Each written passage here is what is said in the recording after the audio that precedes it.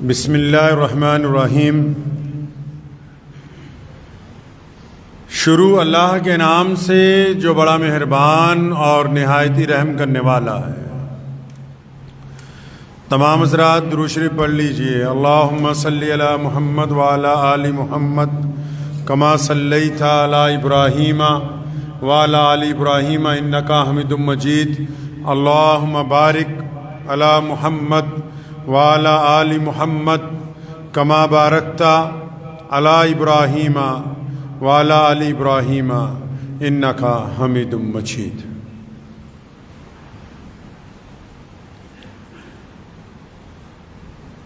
حالات کے قدموں پہ قلندر نہیں گرتا، حالات کے قدموں پہ قلندر نہیں گرتا، ٹوٹے بھی جو تارا تو زمین پر نہیں گرتا۔ حالات کے قدموں پہ قلندر نہیں گرتا، ٹوٹے بھی جو تارا تو زمین پر نہیں گرتا۔ گرتے ہیں سمندر میں دریا تو بہت سے، لیکن کسی دریا میں سمندر نہیں گرتا۔ اللہ کے پیارے نبی حضرت محمد رسول اللہ صلی اللہ تعالیٰ علیہ وسلم کی جو زندگی ہے، آپ صلی اللہ علیہ وسلم کا جو پیغام ہے، نبی علیہ الصلوۃ والسلام نے راستہ جو جینے کا عطا کیا، اس میں ہر صبح و شام کی رہنمائی شامل ہے۔ جس طرح ضرورت پڑنے پر ڈاکٹر الگ الگ دوائیاں تجویز کرتا ہے، اسی طرح اسلام نے الگ الگ اوقات میں، الگ الگ وقت میں، الگ الگ حالات کے درمیان اپنے ماننے والوں کی رہنمائی کی۔ عبادات کے ساتھ ساتھ اس بات کو یقینی بنایا کہ بہترین زندگی گزارنے والا بندہ کون ہو سکتا ہے۔ ہمارے پیارے نبی حضرت محمد رسول اللہ صلی اللہ تعالی علیہ وسلم کی اگر ہم زندگی دیکھتے ہیں تو آپ صلی اللہ علیہ وسلم نے دنیا کو ایک بہترین طریقہ عطا کیا جینے کا۔ اسلام سے پہلے دنیا میں کیا تھا؟ رنگ ڈنگ جو تھے نا دنیا کے، وہ ایسے نہیں تھے۔ دین آنے سے پہلے، پیارے نبی صلی اللہ تعالی علیہ وسلم کا دور آنے سے پہلے، بہت سارے لوگوں کو آپ نے سنا ہوگا کہ جب کوئی پریشانی آتی ہے، دکھ آتا ہے، تکلیف آتا ہے، یا کبھی حالات ناسازگار ہو جاتے ہیں، تو بڑے لوگ جو دیندار لوگ ہیں وہ اس بات کی تلقین کرتے ہیں کہ نماز پڑھو، استغفار کرو، اللہ تعالیٰ سے استغفار کرو، اپنے گناہوں کی معافی مانگو۔ لیکن اسلام نے انسانوں کی دو طریقے سے رہنمائی کی، روحانی طور پر بھی، جسمانی طور پر بھی، دینی طور پر بھی، سماجی طور پر بھی۔ اب صرف ایسا تو ممکن نہیں ہو سکتا کہ کوئی پریشانی صرف دعا سے ہی حل ہو جائے۔ دعا بھی کریں، کوشش بھی کریں۔ پتہ یہ لگا کہ دین جو ہے وہ دعا کے ساتھ کوشش کا نام بھی۔ ایسے کیسے ممکن ہو سکتا ہے کہ ایک بندہ بیٹھا دعا کرتا رہے کہ یا اللہ مجھے پیاس لگی ہے، پانی پلا دو، تو دریا جو ہے اس کے گھر تک آ جائے؟ نہیں، وہ دعا کے ساتھ اس بات کی کوشش کرے کہ وہ اٹھ کے اس جگہ تک پہنچے جہاں سے اچھا، میٹھا، صاف ستھرا پانی میسر ہو سکتا ہے۔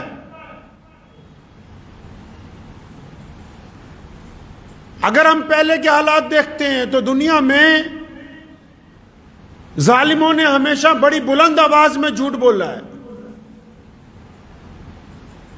تو پہلے کیا ہوتا تھا کہ جب کبھی کوئی بندہ ظلم کرتا تھا، کوئی جھوٹ بولنے والے لوگ جھوٹ بولتے تھے، تو جو مظلوم لوگ ہوتے تھے، جو غریب لوگ ہوتے تھے، جو مظلوم طبقے ہوتے تھے، جو سماج میں پچھڑے ہوئے لوگ تھے، وہ اس ظلم کے سامنے چپ ہو کے اپنا سر جھکا دیا کرتے تھے. اگر آپ دنیا کی تاریخ اٹھا کر دیکھیں گے، اگر وشو کا اتہاس آپ اٹھا کے دیکھیں گے، تو پیارے پیغمبر حضرت محمد رسول اللہ صلی اللہ علیہ وسلم سے پہلے جو ظلم کرنے والی طاقتیں تھیں، ان کے مقابلے میں یا جن لوگوں پر ظلم ہوتا تھا، وہ لوگ خاموش ہو جاتے تھے، چپ ہو جاتے تھے، تسلیم کر لیتے تھے. تو نبی علیہ الصلوۃ والسلام نے کیا کیا؟ ظلم کا جواب ظلم سے تو نہیں دیا جا سکتا، جھوٹ کا جواب جھوٹ سے نہیں دیا جا سکتا، بے ایمانی کا جواب بے ایمانی سے نہیں دیا جاتا، ریاکاری کا جواب ریاکاری سے نہیں ہوتا، گھمنڈ کا جواب گھمنڈ نہیں ہوتا.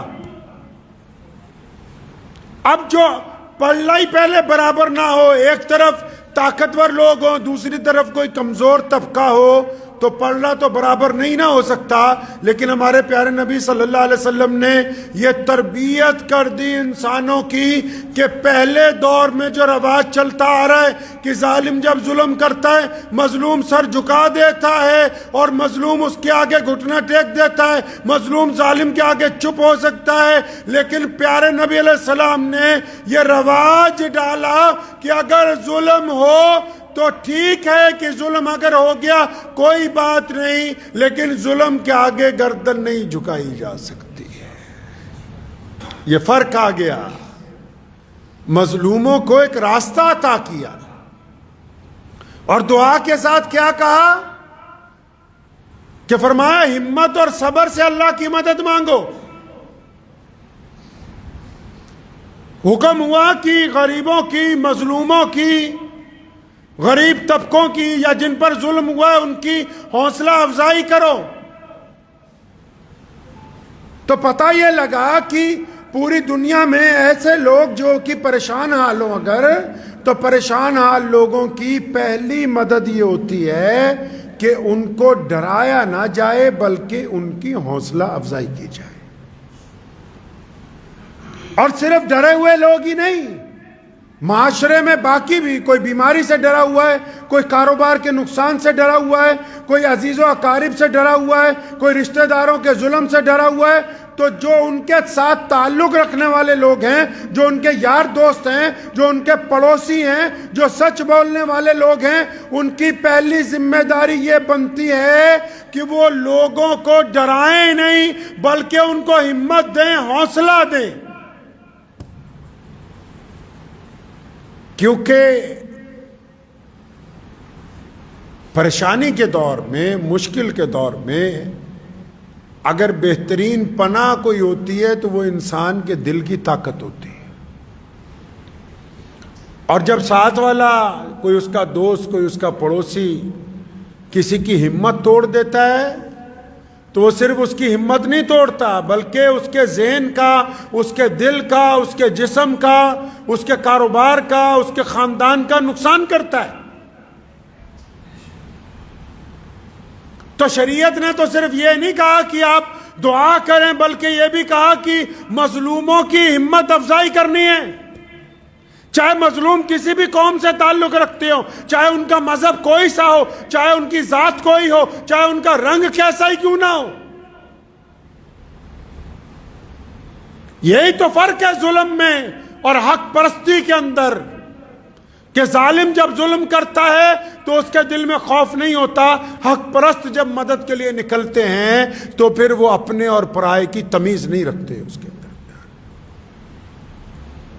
تو پہلی بات تو یہ ہمیشہ ذہن نشین رکھیں کہ اللہ نے قرآن پاک میں وعدہ کیا کہ ہر مشکل کے بعد آسانی، ہر ایک مشکل کے بعد آسانی اللہ نے فرمایا ہے.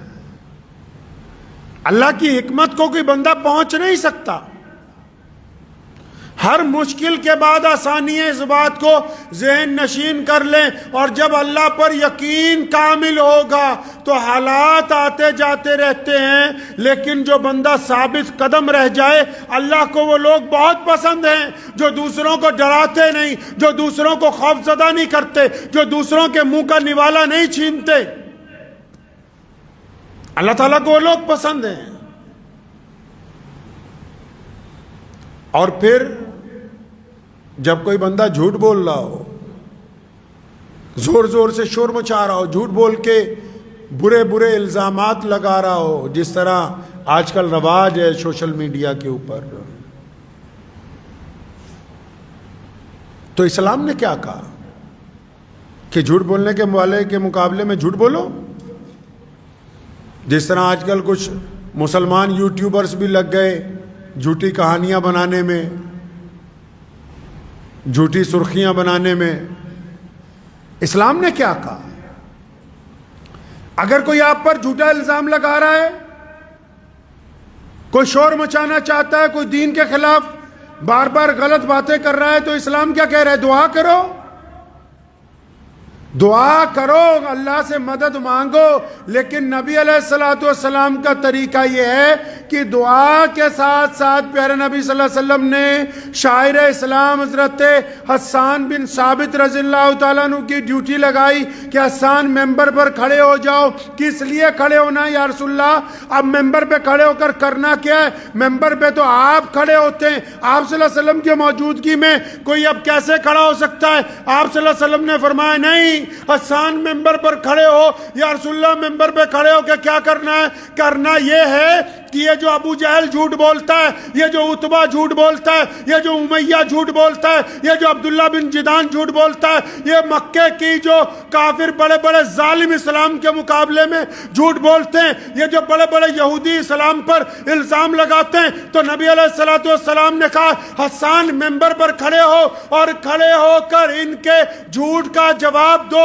پتہ یہ لگا کہ اگر کبھی کوئی بندہ جھوٹے الزامات کا شور مچا رہا ہو، گرچہ ہماری آواز کم ہو، گرچہ ہمارے پاس وسائل تھوڑے ہوں، پھر بھی ان کے مقابلے میں سچ بولنا محمد الرسول اللہ کی سنت ہے. نعرہ تکبیر! نعرہ تکبیر! خطبہ نبوت! خطبہ نبوت! نعرہ تکبیر! سچ بولنا محمد الرسول اللہ کی سنت ہے. پیارے نبی علیہ الصلوۃ والسلام نے یہ سکھا دیا ہمیں کہ جھوٹ بولنے والے جھوٹ بولتے رہیں، ہم کوئی ان کی زبان پکڑنے نہیں جا رہے، لیکن جو حقیقت ہے اور جو سچائی ہے اور سچ بولنے والوں پر پابندی لگائی، وہ تمام لوگ سنیں، جو مسلمان میڈیا والے بھی ہیں، جو یوٹیوبرز بھی ہیں. ہم سچ کے جھوٹ کے مقابلے میں سچ میں ملاوٹ کرنے والے نہیں ہیں. ہم جھوٹ کے مقابلے میں جھوٹ بولنے والے نہیں. جو حقیقت ہوگی اس کو بیان کیا جائے گا.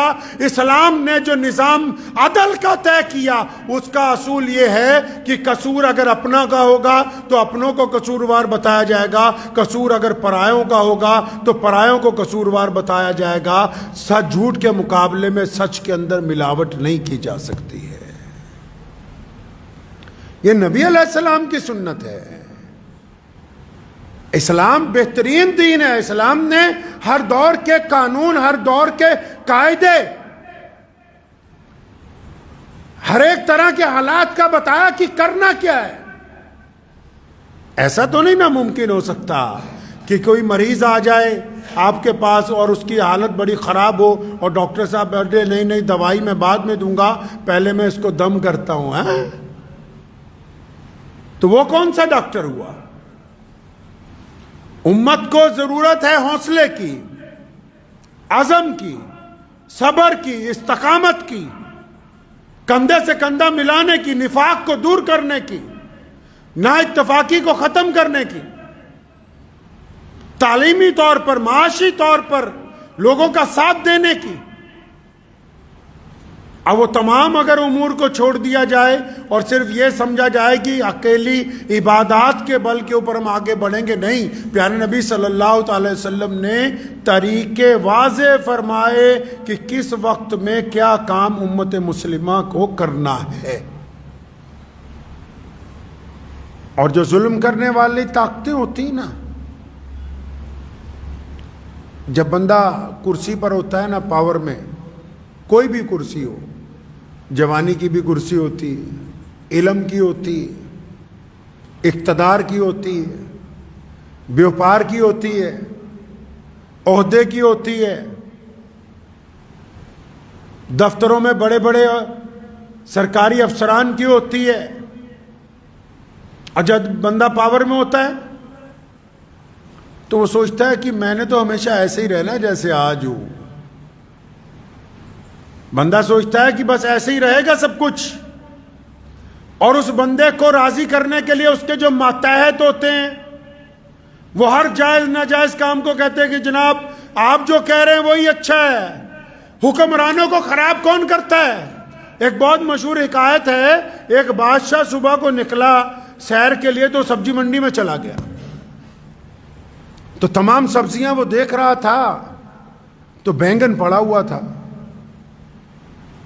تو اس نے جب بینگن کو دیکھا تو اسے پسند آیا، تو اس نے جب بینگن ایک ہاتھ میں اٹھایا تو اپنے وزیر کو کہنے لگا دیکھو یہ کتنی اچھی سبزی لگ رہی ہے۔ کہتا جناب یہ تو بہت پیاری سبزی ہے، اس کا رنگ دیکھیے کتنا پیارا ہے، اور دیکھیے اس کے سر پہ تاج لگا ہوا ہے،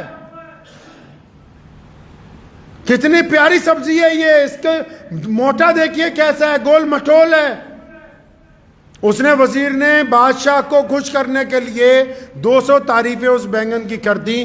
کچھ مہینے گزرے، بادشاہ پھر منڈی کی طرف گزرا، پھر بینگن پہ نگاہ پڑی تو بھول گیا بادشاہ کی مجھے پسند تھا۔ اس نے اٹھایا وزیر کو، کہتا یار یہ کیسی عجیب سی سبزی ہے۔ کہتا جناب بالکل بھدا سا ہے، یہ سر کے اوپر پونچھ لگی ہوئی ہے، بالکل ہی بیکار ہے، دیکھو تو صحیح، نہ اس کا سر ہے نہ پیر ہے۔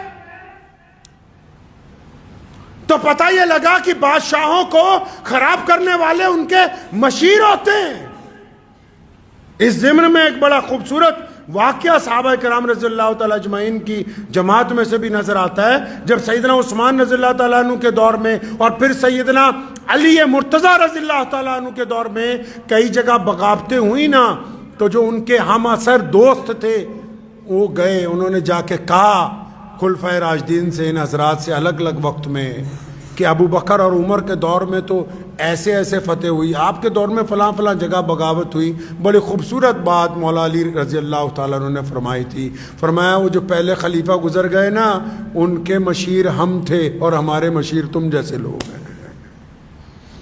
یعنی وہ جو ان کی فتوحات ہیں، سیدنا ابو بکر رضی اللہ تعالیٰ عنہ کی، عمر فاروق رضی اللہ تعالیٰ عنہ کی، عثمان ذی النورین کی، وہ ساری مولا علی کرم اللہ وجہ کی تمام مشوروں کے اوپر ہیں، ان کی باتوں کے اوپر ہیں، کیونکہ جن کے پاس مشیر بڑے اعلیٰ ہوتے ہیں، جن کے ایڈوائزر بڑے اچھے ہوتے ہیں، ان بادشاہوں کا، ان حکمرانوں کا بڑا نام ہوتا ہے، اور جن کے مشیر خراب ہوتے ہیں ان کے حکمرانوں کا نام اچھا نہیں رہتا ہے۔ تو یہ ضروری نہیں ہے کہ ہم اقتدار میں جہاں بیٹھے ہیں، ہم سے پہلے پتہ نہیں کون بیٹھا ہوگا یہاں پر۔ اور جو لوگ ظلم کرتے ہیں، ظلم صرف بڑی بڑی حکومتیں ہی نہیں، جو گھروں میں بھی ظلم کرتے ہیں، جو کاروبار میں ظلم کرتے ہیں، جو مزدوروں پہ ظلم کرتے ہیں، جو ناجائز کسی کو تنگ کرتے ہیں، وہ جب ظلم کرتا ہے نا بندہ، وہ سوچتا ہے بس میں ہی ہوں، آگے پیچھے تو کوئی ہے نہیں، سارے لوگ میرے ساتھ ہیں۔ تو پھر آج کل تو یوٹیوب کا دور ہے نا، نکالیے گا بہت سارے واقعات ایسے ملتے ہیں۔ ابھی بنگال میں ایک کوٹھی کا دروازہ توڑ کے ایک آدمی کو باہر نکالا، تو اس کوٹھی کے اندر گئے تو ایک بیڈ روم میں اس کے باپ کا پنجر پڑا ہوا تھا، ایک بیڈ روم میں ماں کا، ایک جگہ بہنوں کا، اربوں پتی لوگ تھے، لیکن دماغ میں پتہ نہیں کیا بات آئی، دروازہ گھر کا بند کر لیا، 7-8 سال کھولا ہی نہیں، بس باہر سے کھڑکی میں سے سامان منگاتے تھے، ملازم سے پکڑ لیتے تھے، پڑھا لکھے لوگ سارے۔ ایسا کیسے ہو گیا؟ یہ کیوں کر ممکن ہے؟ یہاں بھی کئی واقعات ہیں، بڑے بڑے شہروں میں آپ ابھی کہیں جاؤ گے بڑی بڑی پرانے دور کی بڑے بڑے محل بڑی بڑی حویلیاں کھنڈر بنی ہوئی ہیں. کیا بات ہو گئی؟ کہاں چلے گئے ان میں رہنے والے لوگ جو کہتے تھے ہمارے مقابلے میں کوئی عالم نہیں ہے, ہمارے مقابلے میں کوئی کاروباری نہیں ہے, ہمارے مقابلے میں کوئی سرمایہ دار نہیں ہے, ہم سے بڑا کوئی چودھری نہیں ہے. کہاں گئے؟ کیا ہوا؟ پیارے نبی حضرت محمد رسول اللہ صلی اللہ علیہ وسلم کی اگر تعلیمات کو پڑھتے ہیں تو نبی علیہ السلام نے اس کی وجہ بیان کی. یہاں محالی میں ایک کوٹھی کو توڑ کے ابھی ایک صاحب کو باہر نکالا. دونوں بھائی بہن, والد والدہ, سارے کے سارے بڑے بڑے افسر ریٹائر ہوئے اور گندگی میں رہ رہے ہیں. کوٹھی بھی کروڑوں روپے کی. وہ جو سوسائٹیاں انسانوں کو سنبھالتی ہیں جن کے دماغ چل جاتے ہیں, انہوں نے دروازے توڑ کے بڑی مشکل سے نکالا. کیا ہو گیا بھائی ان کو؟ کیا ہوا؟ ان کا کیا قصور ہے؟ پیارے نبی علیہ السلام نے وجہ بیان کی. فرمایا جب کوئی بندہ, سنو سارے دل تھام کے, چاہے کوئی حکومت کی کرسی پہ بیٹھا ہے, چاہے کسی کا اپنے گھر میں دبنگائی ہے, چاہے کسی کی اپنے بازار میں دبنگائی ہے, چاہے کسی کی کاروبار میں ہے, چاہے کوئی مسجد مدرسے میں دبنگائی کرتا ہے, سارے ہی سن لیں. صرف یہ نہیں کہ حکومتیں سارے ہی, جس کو اللہ نے جتنی خدائی کا حصہ دیا ہے, جب بندہ دبنگائی کرتا ہے نا تو نبی علیہ السلام نے فرمایا, حدیث کا مفہوم ہے کہ جب بندہ کسی ایسے آدمی کے ساتھ زیادتی کرتا ہے جو سامنے سے جواب نہیں دیتا. ہوتا ہے نا لوگ کوئی اپنی بیوی کے ساتھ, کوئی اپنے ملازم کے ساتھ, کوئی راہگیر کے ساتھ, کوئی چلتے ہوئے کسی غریب آدمی کے ساتھ. بڑے لوگ جن کو کینسر ہو جاتا ہے, یہ بڑے بڑے چودھری جنہوں نے کبھی کوئی غلط چیز کھائی نہیں ہے, جو پانی بھی 10 دفعہ فلٹر کر کے پیتے ہیں, جن کے گھر میں آرگینک کھانے جاتے ہیں, ان کی چھاتی میں کینسر کیسے پلا؟ ان کو کیا ہو گیا؟ جو کہتے ہیں کہ ہم تو کبھی کوئی ناجائز چیز, کبھی ہاتھ دھوئے بغیر کسی کو کچھ لگایا نہیں. کیا ہوا ان کو؟ سنو نبی علیہ السلام نے فرمایا, پیارے پیغمبر نے کہا کہ جب کوئی بندہ کسی ایسے بندے پر ظلم کرتا ہے جو آگے سے بولتا نہیں ہے, جب کوئی بندہ کسی ایسے پر تشدد کرتا ہے جو آگے سے چپ ہو جاتا ہے, خاموش ہو جاتا ہے, آگے سے کوئی بولتا ہی نہیں, چاہے وہ بیوی ہو, چاہے وہ پڑوسی ہو, چاہے وہ دیندار لوگ ہوں, چاہے وہ بددین لوگ ہوں, چاہے وہ مسلمان ہو, چاہے وہ غیر مسلم ہو. جو بھی آدمی اپنی طاقت کا غلط استعمال کرتا ہے, اور جب وہ کسی پہ استعمال کرتا ہے نا, تو جس پہ طاقت استعمال کرتا ہے, طاقت 2 طرح کی استعمال ہوتی ہے. جب طاقت استعمال کرتا ہے نا تو سامنے والا چلاتا ہے, گالی دیتا ہے, بدتمیزی کرتا ہے. لیکن یہ جو حدیث ہے, جب بندہ طاقت استعمال کرتا ہے نا تو سامنے والا جب چپ ہو جائے, ڈر جائے, سہم جائے, خاموش ہو جائے, تو پھر فرشتے اللہ کے پاس جاتے ہیں کہ اللہ وہ تیرا فلاں بندہ, یہ جو گنڈا بنا ہوا ہے, تیرا فلاں بندی وہ جو ظلم کر رہی ہے, یا اللہ جس پر تشدد ہوا وہ سامنے والا چپ ہو گیا ہے, بولتا نہیں ہے, ڈر گیا ہے. اس لیے ڈر گیا ہے, وہ سمجھتا ہے کہ بولوں گا تو تھپڑ نہ مار دے, بولوں گا تو قتل نہ کر دے, بولوں گا تو مجھے تشدد کا نشانہ نہ بنائے, بولوں گا تو میری بے عزتی نہ کرے.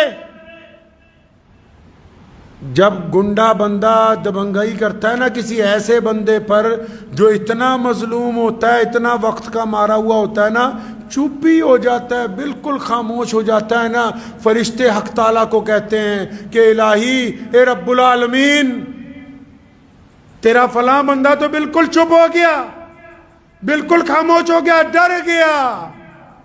سنو پھر کہاں سے کام خراب ہوتا ہے ظلم کرنے والے کا, جب ظلم سہنے والا بالکل چپ ہو جاتا ہے تو رب جس نے یہ دنیا بنائی، وہ الہ جو کائنات کا مالک ہے، وہ دنیا کے لوگ جس کو ایشور کہتے ہیں، جس کو ہم اکال پرخ کہتے ہیں، وہ خدا جو تمام کائنات کا پالنہار ہے، جب بندہ چپ ہو جاتا ہے نا، پھر اللہ فرشتوں کو کہتے ہیں اچھا وہ سامنے والا میرا بندہ گھبرا گیا، سہم گیا، ڈر گیا، چپ ہو گیا، تو اچھا اٹھاؤ قلم، لکھو اب جو یہ ڈر گیا ہے اس کی طرف سے بدلہ اس کا رب لے گا، اور جب رب بدلہ لینے پہ آتا ہے بندے کی مت مار دیتا ہے، دنیا کی کوئی طاقت پھر اس کا ساتھ نہیں دیتی ہے،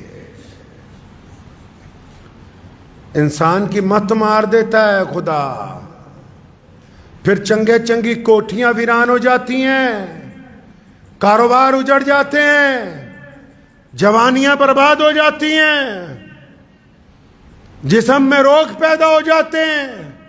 یہ ایسے نہیں ہوتے، یہ ظلم کی وجہ سے ہوتے ہیں، یہ ناک ستانے کی وجہ سے ہوتے ہیں، کسی کا ناک مال دبانے کی وجہ سے ہوتے ہیں، کسی کی ناک جائیداد پہ قبضے کی وجہ سے ہوتے ہیں۔ یہ کیا سمجھتا ہے کہ میں نے تو کوئی غلط چیز کھائی نہیں، میں کیسے بیمار ہو گیا؟ ارے جن پر ظلم کیا، مظلوم کی آہ میں اور اللہ کے درمیان کوئی پردہ ہے ہی نہیں۔ اس لیے ذہن نشین کر لیجئے اس بات کو کہ پریشانی کے دور میں صرف دعا نہیں ہے، دعا کے ساتھ حوصلہ بھی ہے، دعا کے ساتھ ہمت بھی ہے، دعا کے ساتھ ایک دوسروں کا ساتھ بھی ہے، دعا کے ساتھ سچ بولنا بھی شامل ہے، دعا کے ساتھ ظالم کے سامنے گردن اٹھا کے کھڑے ہونا بھی شامل ہے، دعا کے ساتھ بھوکے کو کھانا کھلانا بھی شامل ہے۔ عبادات اس وقت تک کامل نہیں ہو سکتی جب تک عملی طور پر بندہ محمد رسول اللہ صلی اللہ علیہ وسلم کے احکامات کی تکمیل نہ کر دے، اس وقت تک عبادات قبول نہیں ہو سکتی۔ تو دعا کریں اللہ تعالیٰ مجھے اور آپ سب کو ان باتوں پہ عمل کی توفیق عطا فرمائے۔ کریں گے کوشش انشاءاللہ؟ ہاں بالکل۔ اور جو لوگ سوشل میڈیا کے ذریعے کسی کو ڈرانا چاہتے ہیں، سوشل میڈیا کے ذریعے غلط خبریں پوسٹ کرتے ہیں، سوشل میڈیا کے ذریعے کچھ ایسی چیزیں دوسروں کو بھیجتے ہیں کہ اگلا پریشان ہو جائے، سہم جائے، جن کا منشا یہ ہے کہ وہ دوسروں کو ڈرانا چاہتے ہیں، جب یہ وقت کی لاٹھی پڑے گی تو وہ خود خوف زدہ ہو جائیں گے۔ اس لیے ہم لوگوں کو ڈرانے والوں کے اندر حصے دار نہ بنیں، لوگوں کی ہمت بندانے کے اندر حصے دار بنے۔ وآخر دعوانا ان الحمدللہ رب العالمین۔